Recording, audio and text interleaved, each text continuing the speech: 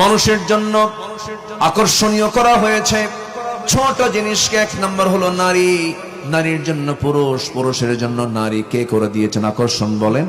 আল্লাহ করে দিয়েছেন। এরপরে সন্তান সন্ততি, পঞ্জীবিত স্বর্ণরৌপ্য, চিহ্নিত অশ্ব, শস্যাদি, এই সমস্ত জিনিসগুলোকে মহান রব্বুল আলামিন বান্দার জন্য আকর্ষণ করে দিল। আল্লাহ বলছেন, বান্দা আমার কাছে ফিরে আসাটাই হলো শ্রেষ্ঠ জায়গা। আমার কাছে তোমার ফিরে আসতে হবে।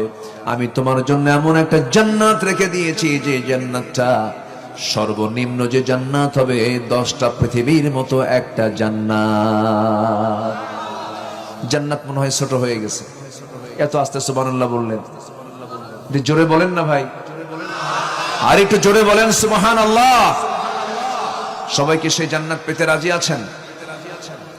সেই জান্নাত কি সবাই পেতে রাজি আছেন? নামাজ না পড়া, হ্যাঁ, সবাই কি নামাজ পড়তে রাজি আছেন না? ইনশাআল্লাহ। আমার দেশে ইমানদারে বেশি না নামাজি বেশি? বলেন।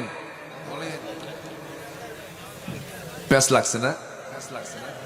হ্যাঁ, আমার দেশে কি বেশি বলেন, নামাজি না ইমানদার? ইমানদার বেশি। নামাজি কই? নামাজি আছে কই? নামাজ তো আমি খুঁজে পাই না তো। মসজিদ বেশি, নামাজি কম। ফজরের মুসল্লি নাই বললেই চলে। বলুন তো কোন ওয়াক্তে সবচেয়ে কম মুসল্লি আমার দেশে খুঁজে পাওয়া যায়? বলেন কোন ওয়াক্তে? ফজর। সবচাইতে মানুষ বেশি থাকে কোন ওয়াক্তে? বাড়িতে।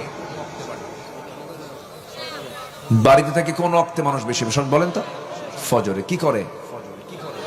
কি করে? ঘুমায়, ঘুমিয়ে পড়ে।